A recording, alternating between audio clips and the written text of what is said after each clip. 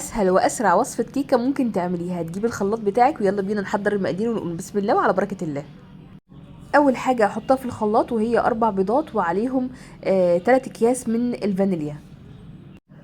بعد كده هضربهم مع بعض وبعد كده هضيف عليهم كوبايتين من السكر. حجم الكوبايه بيبقى 200 جرام تمام كده. انا هنا هضربهم كلهم مع بعض في الخلاط. تمام. هبدا ان انا احط كوبايه من السمنه على الزيت او كوبايه من الزيت او كوبايه من الزبده او زبده على زيت، يعني بصوا اي حاجه، بس اهم حاجه نوع الزيت معايا يكون نضيف علشان خاطر طعم الكيكه ما تطلعش مزنخه. بصوا انا بفضل اعملها، يعني انا كساره بعملها ازاي، بعملها نص زيت ونص سمنه. بعد كده هحط عليها زبدتين. تمام. اهم حاجه بقى في كل دون ان مفيش حاجه تكوني مطلعاها من التلاجة وتشتغلي بيها في الكيكه، يعني لازم كل حاجه تكوني من قبلها بساعتين مطلعاها من التلاجة. تمام كده. هبدا بقى ان انا اقلب كل ده مع بعضه وهضيف 4 كوبايات من الدقيق، عليهم كيسين بيكنج باودر ونقطه صغيره قوي من الملح. ولازم ننخل الدقيق مع البيكنج باودر مع بعض علشان خاطر ايه، البيكنج باودر يخش كده في الدقيق ويساعد في الكيكه تنفش بسرعه. وطالما هنا حطينا الدقيق يبقى هنقلب مكونات الكيكه كلها في نفس الاتجاه، مش هنغير الاتجاه علشان خاطر ما نخرجش الهواء من الكيكه وتبدا انها تقل. يعني ايه تقل؟ يعني ما تبقاش منفوشه. تمام كده. تمام كده. بعد كده بعد ما بنقلبها كويس بقى هنحط لها كوبايه من اللبن. ممكن تحتاج لبن تاني على حسب القوام بتاع الكيكه وعلى حسب نوع الدقيق برضو، ممكن تحتاج لبن وممكن ما تحتاجش لبن. اللبن بيبقى دافي بيبقى احسن حاجه. دي بقى طريقه حلوه قوي ان انا بدهن بيها الصينيه، بتبقى حلوه جدا وبتعمل عازل للصينيه، وعمر الكيكه ما هتتحرق منك او هتلزق في الصينيه.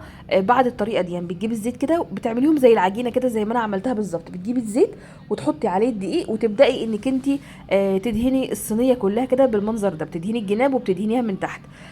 احنا بنحبها كيكه نصين. تمام. طالما مش هعمل لها صوص يبقى بعملها نصين.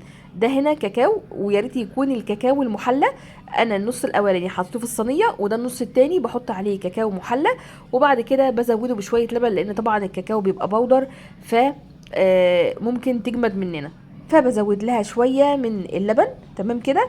وببدا برضو اللي انا اكملها في التقليب. ده النص التاني من الكيكة. لو عايزين بقى تعملوها بشوية كيك سادة، شوية كيك بالشوكولاتة وتحطوهم كده على بعض، انا الصراحة بحط النص الاولاني وبعد كده برش عليها كده النص التاني في الصينية وكده تمام قوي بتبقى زي الفل. الكيكه دي بقى بتبقى حلوه جدا مع كوبايه لبن كده سقعان، يا لهوي على الجمال والحلاوه، بتبقى تحفه جدا. انا بقى بحب اشربها يا بكوبايه لبن سقعان اللي هو اللبن اللي بيبقى معلب ده، يا اما كوبايه شاي سخنه. بصوا بقى، انا بدايه ما بدات اللي انا اشتغل في الكيكه دي انا كنت فاتحه الفرن ومسخناه. اهم حاجه الفرن يكون مفتوح وسخن. اول ما هحط الكيكه مش هفتح عليها الفرن اول ربع ساعه، ممنوع علشان خاطر ما تهبطش مننا. واول ما بحطها في الفرن بهدي عليها النار وبسيبها تستوي براحتها خالص. بتقعد قد ايه الكيكه الكبيره دي؟ بتقعد عباره عن ساعه بالظبط. وبرضو على حسب الفرن بتاعك. بقطعها امتى؟ بقطعها تاني يوم، يعني انا مثلا بعملها بالليل وتاني يوم الصبح بقطعها علشان خاطر تبقى سهله في التقطيع وعشان خاطر ما تفرولش مني وعشان خاطر تبقى طريه، تبقى حلوه جدا. بس اهم حاجه بغطي عليها ولو هي سخنه بحط الاول فوطه وبعد كده بغطي عليها. كيكه هشه طريه حلوه تحفه جميله، جربوها ان شاء الله هتعجبكم. عايزه اقول لك بقى كده قومي جربي الكيكه دي وهتدعي لي بجد. واهم حاجه ما تنسوش تكتبوا لي بتتابعوني منين، واكتبوا لي طرق كيك حلوه كده بتعملوها في الكومنتات برضو تحت، خلونا نستفيد من بعض. وما تنسوش لو وصلتوا هنا تصلوا على النبي وتتابعوني. انا ساره جمال من بورسعيد. باي باي حلوين. واو just like I love you. اشترك قناة. باي.